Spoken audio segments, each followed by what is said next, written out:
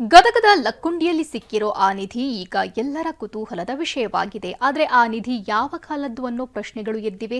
ಈ ಬಗ್ಗೆ ಇವತ್ತು ಖುದ್ದು ಡಿಸಿ ಮಾಹಿತಿಯನ್ನ ನೀಡಿದ್ದಾರೆ. ಮತ್ತೊಂದು ಕಡೆ ನಿಧಿ ಸಿಕ್ಕಿದ್ದು ಗ್ರಾಮಸ್ಥರ ನಿದ್ದೆಯೇ ಹಾರಿ ಹೋಗಿದೆ.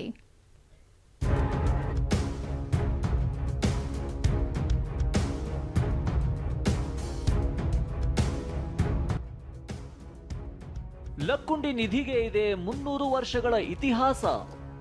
ಗದಗ ಜಿಲ್ಲೆ ಲಕ್ಕುಂಡಿಯಲ್ಲಿ ಸಿಕ್ಕ ನಿಧಿ ಈಗ ಭಾರಿ ಚರ್ಚೆ ಹುಟ್ಟುಹಾಕಿದೆ. ಈ ಮಧ್ಯೆ ಸಿಕ್ಕಿರುವ ಆ ನಿಧಿ ವಿಜಯನಗರ ಸಾಮ್ರಾಜ್ಯ ಅಥವಾ ಚಾಲುಕ್ಯರ ಕಾಲದ್ದು ಅಂತ ಟಿವಿ9ಗೆ ಗದಗ ಜಿಲ್ಲಾಧಿಕಾರಿ ಸಿಎನ್ ಶ್ರೀಧರ್ ಮಾಹಿತಿ ನೀಡಿದ್ದಾರೆ. ಬ್ರಿಟಿಷರ ಕಾಲಕ್ಕಿಂತಲೂ ಹಳೆಯದಾದ ನಿಧಿಯಾಗಿದ್ದು ಮೇಲ್ನೋಟಕ್ಕೆ ಇದು ವಿಜಯನಗರ ಕಾಲದ್ದೆಂದು ಅಂತ ಅನಿಸ್ತಿದೆ. ಆದ್ರೆ ನಿಖರ ವರದಿ ಬರಲು ಇನ್ನೂ 3 ದಿನಗಳು ಬೇಕಾಗುತ್ತೆ ಅಂತ ಹೇಳಿದ್ದಾರೆ. ಇನ್ನೊಂದು 2-3 ಡೇಸ್ ಅಲ್ಲಿ ಕರೆಕ್ಟ್ ಮಾಹಿತಿ ಕೊಡ್ತೀವಿ ಅಂತ ಹೇಳಿ ವರದಿನೂ ರೈಟಿಂಗ್ ವರದಿ ಕೊಡ್ತೀವಿ ಅಂತ ಹೇಳಿದ್ದಾರೆ. 90% ಇದೇ ಬರುತ್ತೆ.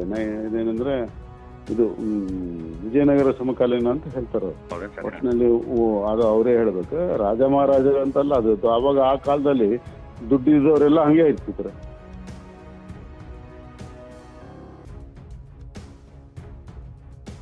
ಲಕ್ಕುಂಡಿ ನಿಧಿ ಪತ್ತೆ ಬಳಿಕ ಗ್ರಾಮಸ್ಥರಲ್ಲಿ ಹೆಚ್ಚಿದ ಆತಂಕ.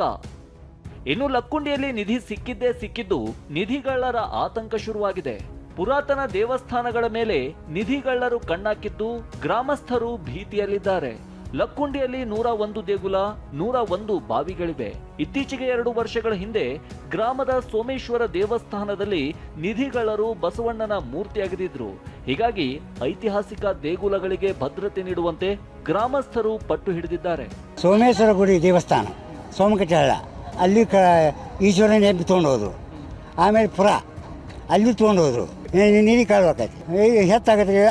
ಇದು ಪಬ್ಲಿಕ್ನಾಗ ಆತ್ರಿ. ಪಬ್ಲಿಕ್ ಇಲ್ಲ ಮಾಡಿಬಿಡ್ತಾರೆ. ಸದ್ಯ ನಿಧಿಯ ನಿಖರ ಕಾಲಮಾನ ತಿಳಿಯಲು ಜಿಲ್ಲಾಡಳಿತ ಮುಂದಾಗಿದೆ. ಆದ್ರೆ ಊರಲ್ಲಿ ನಿಧಿ ಸಿಕ್ಕಿದ್ದೇ ಗ್ರಾಮಸ್ಥರು ನಿದ್ದೆಗೆಡುವಂತೆ ಮಾಡಿದೆ.